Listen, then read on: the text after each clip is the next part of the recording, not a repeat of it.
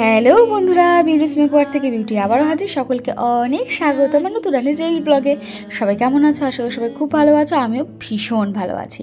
আজকে আমি তোমাদের সাথে শেয়ার করছি 20শে মের একটা ডেলি ব্লগ। তো গরমের ছুটি পড়ে গেছে আমার ছেলে, বলেইছিলাম, আর সেই কারণে আমরা এসে গেছি কিন্তু আগরপাড়ায়।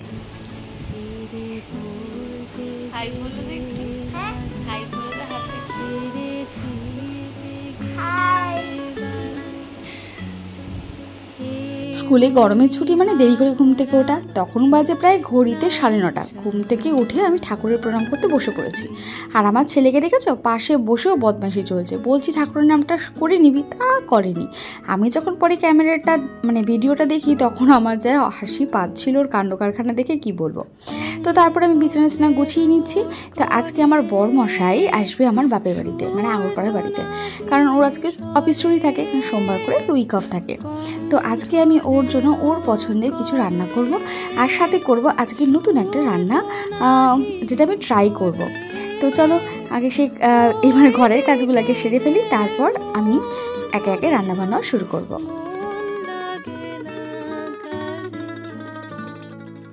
কাজ করতে করতে এটা আমি কি শুনলাম, চলো দেখি আগে।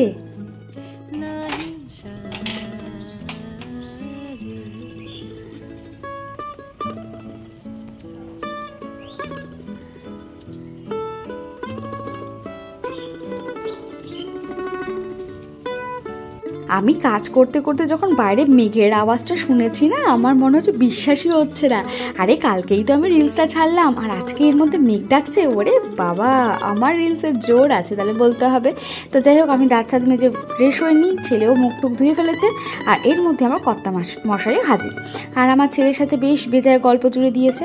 আর এখানে আমার কর্তা মশাই আমার ফোনটাকে দেখেই ওর মেজাজ বিগড়ে গেছে।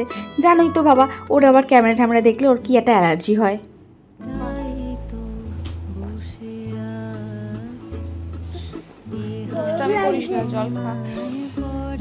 আমাদের ছোটবেলায় যেরকম গরমের ছুটি পড়তে মতো টাকু হয়ে যেত, আমার ছেলেও টাকু হয়ে গেছে। যাই হোক, এদিকে আমি ডাল বসিয়ে দিয়েছি। আজকে আমার বরের পছন্দের ডাল করব, মানে ওর পছন্দের ডাল বলতে ওই পেঁয়াজ রসুনের ডাল। কিভাবে করি সেটাও তোমাদেরকে দেখাবো। এটা আমার শাশুড়িমার স্পেশাল রেসিপি। তো চলো আগে আমার ছেলেকে একটু সকালে জলখাবারটা দিই। সকালবেলা ভুতুকে আমি দিয়েছিলাম বাটার টোস্ট, যেটা ওর এখন ভীষণ ফেভারিট একটা ডিশ। তো যাই হোক, আমি এখানে হাসি কেন জানো, বাইরে ক্রমাগত মেঘ ডাকছে, আর আমার যা আনন্দ হচ্ছিল কি বলবো।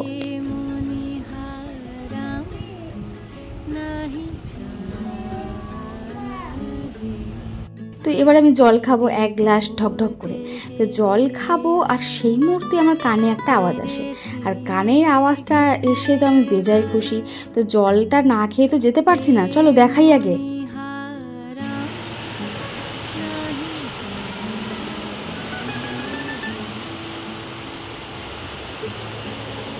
বন্ধুগণ, ফাইনালি বৃষ্টি এসেছে বহু প্রতীক্ষার পর। ওরে বাবা রে, আমি যে কি খুশি হয়েছি! আমি তো ভাবছি আমি ধন্য, আমি এবার থেকে এরকমভাবেই রিলস বানাবো। তারপর মা সকালবেলা আমার ফেভারিট মফিন নিয়ে এসছে। তো ভাবলাম আজকে সকালে ব্রেকফাস্টে মফিনগুলোই চালিয়ে দিই। আর আমার বেশ মফিন খেতে ভালো লাগে, আর টেস্টগুলোটা অথেন্টিক হয়, কারণ এটা একদম মাদার ডেয়ারি যে দুধের ওখান থেকে আমার মা নিয়ে আসে। ভীষণ ভালো টেস্ট হয় খেতে। আমার এক্সপ্রেশন থেকেই বুঝতে পারছো যে কতটা ভালো টেস্ট হয়। তো আমি খাবার খাই, তারপরে আমি আস্তে আস্তে রান্নার কাজে লেগে পড়ি। তো আমার মা অলরেডি টমেটো কাটতে বসে গেছে সেই সময় চাটনির জন্য। আর দেখো, চাটনির জন্য টমেটোও কাটা হয়ে গেছে। আর আমি চিকেন আর আমি ডালের জন্য এখানে রসুন ভিজিয়ে ফেলেছি, কারণ ভিজিয়ে রাখলে কী হবে বলো তো, খুব তাড়াতাড়ি খোসাটা খুলে যায়, তোমরা হয়তো নিশ্চয়ই জানো। আর এখানে আমি ডালের জন্য পেঁয়াজ কাটছি। পেঁয়াজ রসুনের যেহেতু ডাল, তো পেঁয়াজ রসুন দুটোই তো লাগবে। তো আমি এখানে কড়াইতে তেল দিয়ে দিলাম, আর তার মধ্যে আমি তেলটা গরম হয়ে আসলে তার মধ্যে দেবো কালো জিরে। তারপর কালো জিরে দেওয়ার পর আমি ওর মধ্যে দিয়ে দেবো 2 চামচ কালো জিরে দেওয়ার পর আমি ওর মধ্যে দিয়ে দেবো পেঁয়াজগুলো। আর পেঁয়াজগুলো দিয়ে দেওয়ার পর আমি রসুনগুলোকে হালকা থেতো করে তারপর কুচি করে ওর মধ্যে দিলাম। আর তারপর একটু ভালো করে নাড়াচাড়া করে আমি এর মধ্যে দিয়ে দেবো লবণ স্বাদ মতো, আর দিয়ে নেব ওর মধ্যে হলুদ গুঁড়ো আর লবণ দিয়ে ভালো করে নাড়াচাড়া করে ঠরে নিয়ে আমি ডালটা সম্বার দিয়ে দেবো, আর একটুখানি হালকা চিনি দেবো যাতে কালারটা খুব ভালো আসে। তো যাই হোক, এবার আমি ডালটা ঢেলেও দিয়েছি, দেখো সম্বার দিয়ে দিয়েছি। তো সম্বার হতে তো ডাল ফুটতে ফুটতে আমি মাংসের প্রিপারেশনটা শুরু করে দিই। মাংসের প্রিপারেশন বলতে তো মশলাপাতি ঘোরাতেই হবে, আর তার জন্য আমি কাটাকাটিও শুরু করে দিলাম।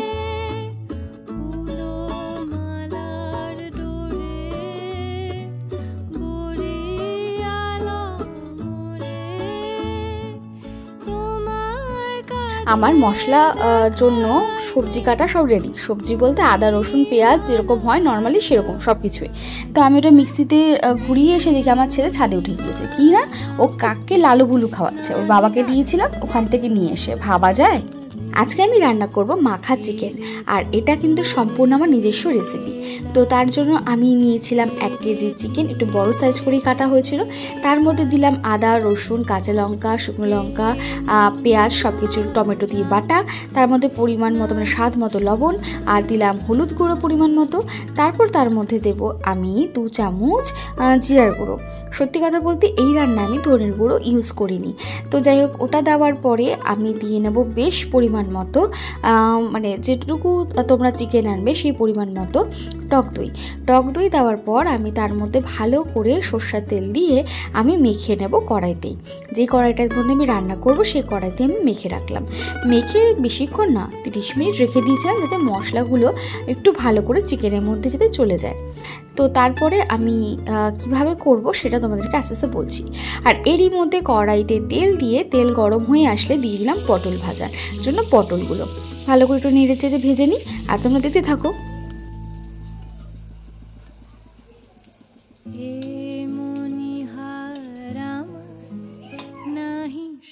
তারপরে আবারও কড়াইতে তেল গরম করে আমি একটু তেল আর যেটুকু তেল ছিল তারপর একটু তেল নিয়ে তার মধ্যে আমি কুচি কুচি করে কেটে রাখা স্লাইস করে রাখা পেঁয়াজ দিয়ে দেবো। এটা কিন্তু মাংসের জন্যই আমি দিচ্ছি। করে নেব বেরেস্তা। বেশ ভালো রকমভাবে আমি পেঁয়াজটাকে নাড়িয়ে চাড়িয়ে নিয়ে তার মধ্যে পরিমাণ মতো লবণ আর হলুদ দিয়ে ভাজবো। আর এর মধ্যে আমার মা বসিয়ে দিয়েছে টমেটো কুচি, মানে চাটনি করবে। আর আমার মার বক্তব্যগুলো কি চাটনি নিয়ে সেটা একটু শোনো। আমি এখানে দেখো অলরেডি নুন আর হলুদ কিন্তু দিয়ে দিয়েছি, দিয়ে ভালো করে নাড়াচাড়া করে নিয়ে যেমন করে বেরেস্তা ভাজে বিরিয়ানি সেরকমই ভাজবো। তোমার জামাইয়ের জন্য যত ভালো করে পছন্দের তার চাটনি তৈরি করছো, কেমন মজা লাগছে গো মা বলো। অনেকদিন পর নিজের হাতে চাটনি করে খাওয়াচ্ছো তোমার জামাইয়ের ফেভারিট চাটনি।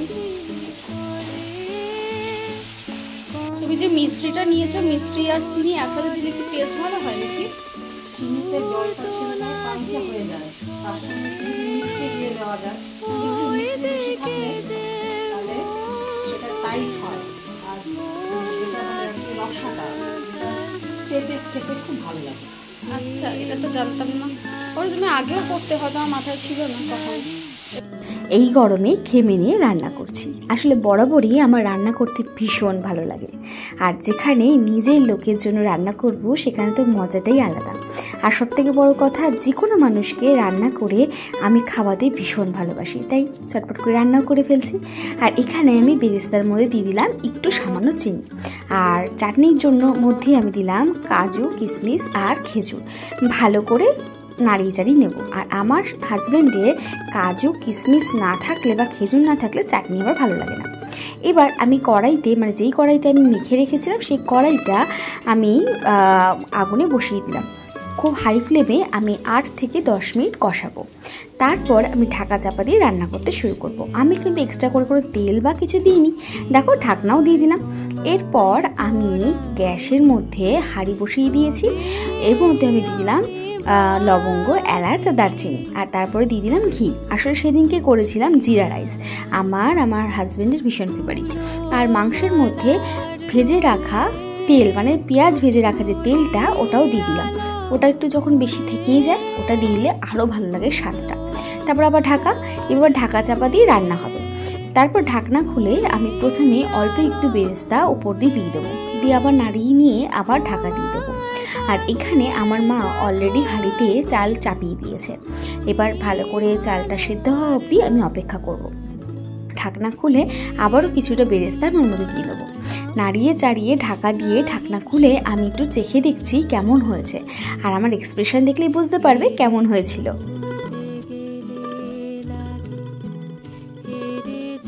আমি বরাবরই গরম জল প্রেফার করি রান্নার জন্য, তাতে স্বাদটা কিন্তু একই রকমই থাকে।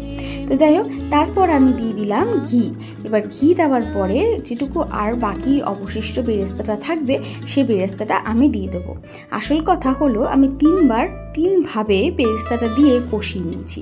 আর দেখো, আমার হাজব্যান্ড যেহেতু কষা খাবার খেতে, মানে কষা মাংস, যে কোনো মাংসর কষা ও খেতে ভালোবাসে বলে আমি একদম ঝোল ঝোল রাখিনি।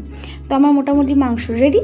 এরপর আমি কড়াইতে ঘি গরম করে তার মধ্যে দিয়ে দেবো এলাচ, লবঙ্গ আর দারচিনি আর গোলমরিচ, গোটা গোলমরিচ, আর তার মধ্যে দেবো আবার শুকনো লঙ্কাও দিয়ে ভালো করে নাড়িয়ে তার মধ্যে দিয়ে দেবো গোটা জিরে আর দিয়ে দেবো জিরে গুঁড়ো দিয়ে ভালো করে নাড়াচাড়া করে ওটাই আমি গরম ভাত নামানোর পর গরম ভাতে দিয়ে দেবো। হয়ে গেল আবার জিরা রাইস।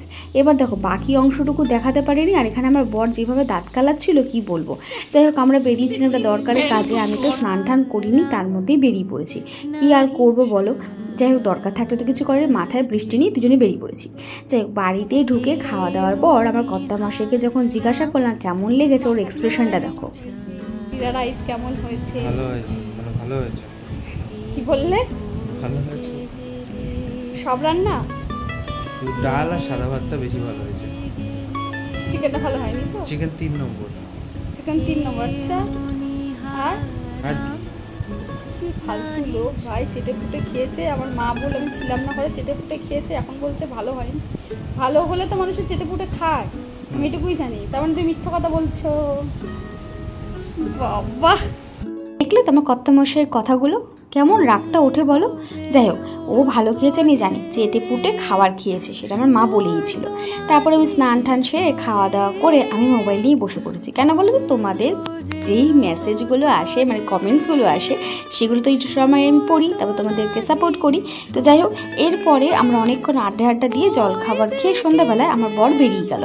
ওকে টাটা করে আমি যখন ঘরে ঢুকছি তখন আমার মনটা খুব খারাপ লাগছে যে আরও কিছুক্ষণ যদি ও থেকে যেত ভালো হতো, কিন্তু উপায় নেই, পরের দিন অফিস আছে, যেতেই হবে। যাই হোক, আজকে এই গোটা দিন আমার প্রিয় মানুষগুলোর জন্য রান্না বান্না করে আমি তো ভীষণ খুশি।